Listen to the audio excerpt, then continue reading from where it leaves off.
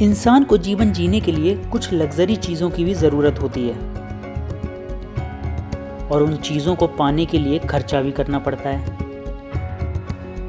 कभी कभी आवश्यकताओं की पूर्ति करने के लिए ना चाहते हुए भी इंसान को कर्ज लेने के लिए मजबूर होना पड़ता है।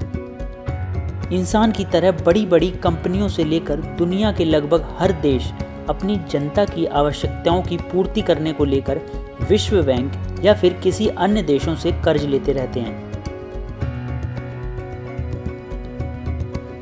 तो आज हम इस वीडियो में जानेंगे कि क्या होता है कर्ज का फंडा, कौन से देश पर कितना कर्ज है, देशों को कर्ज कौन देता है, कर्ज लेने की प्रक्रिया क्या होती है। ऐसे बहुत से सवाल हैं जो आपके जहन में भी होंगे। तो चलिए शुरू करते हैं अपना ये आज का सिलसिला। लेकिन उससे पहले आपसे रिक्वेस्ट है, अभी तक हमारे इस चैनल को आपने सब्सक्राइब नहीं किया तो प्लीज़ आगे बढ़ने से पहले इस चैनल को सब्सक्राइब जरूर कर लीजिए। इंटरनेशनल मॉनेटरी फंड हर साल दुनिया भर के कर्जदार देशों की सूची जारी करता है।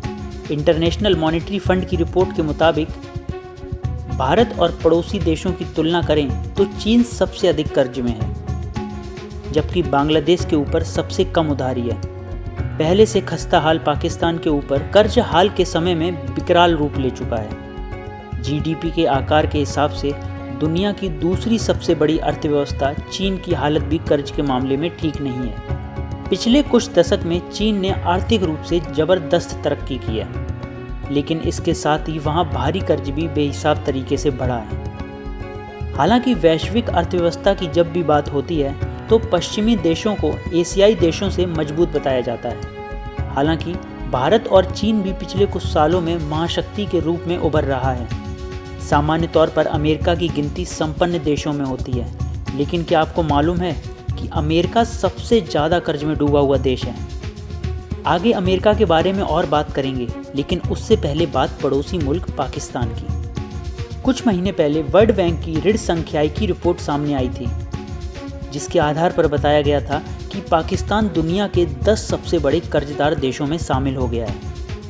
कोरोना काल में पाकिस्तान DSSI यानी ऋण सेवा निलंबन पहल के दायरे में आ गया है, जिसके कारण उसे अब विदेशी कर्ज हासिल करने में मुश्किल हो सकती है। बहरहाल वर्ल्ड बैंक की रिपोर्ट देखें तो भारत समेत बहुत सारे विकासशील और विकसित देशों पर उनकी GDP का एक बड़ा हिस्सा कर्ज है। कर्ज लेने वाले देशों में अमेरिका, चीन, जापान जैसे विकसित देशों के भी नाम शामिल हैं। आइए ग्राफिक्स के जरिए जानते हैं किस देश पर उनकी GDP का कितना बड़ा हिस्सा कर्ज है। इस लिस्ट में सबसे ऊपर नाम आता है जापान का। जापान पर उसकी GDP के मुकाबले 226.9% कर्ज है। इसके बाद नंबर आता है अफ्रीकी देश सूडान का। सूडान पर 209.9% कर्ज है। ग्रीस पर उसकी GDP के मुकाबले 206.7% कर्ज है। इरिट्रिया पर 175.1%, केप वर्दे पर 160.7% कर्ज है। इसके बाद आता है इटली का नंबर, जिस पर 154.8% कर्ज है। सूरीनाम पर उसकी GDP के मुकाबले 140.6% कर्ज है। बर्बाडोस पर 138.3%, मालदीव पर 137.9%, जबकि सिंगापुर पर 137.2% कर्ज है। इसके बाद आता है अमेरिका का नंबर। अमेरिका पर उसकी GDP के मुकाबले 133.3% कर्ज है। भारत पर 90.6%, पाकिस्तान पर 83.4% और चीन पर 68.9% कर्ज है। इंडिविजुअल हो या कंपनी या फिर कोई देश, अक्सर लोग अपनी सुविधा के अनुसार कर्ज लेते रहते हैं। विश्व बैंक की तरफ से जारी रिपोर्ट के मुताबिक कोविड महामारी के बाद दुनिया भर में अर्थव्यवस्था लड़खड़ाने लगी थी।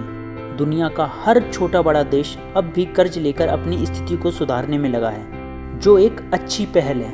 लेकिन दूसरे देशों और अंतर्राष्ट्रीय संस्थानों के कर्ज लेकर घी पीने वाले देशों की स्थिति और भी खराब हो सकती है। ब्यूरो रिपोर्ट, ओजांग टाइम्स।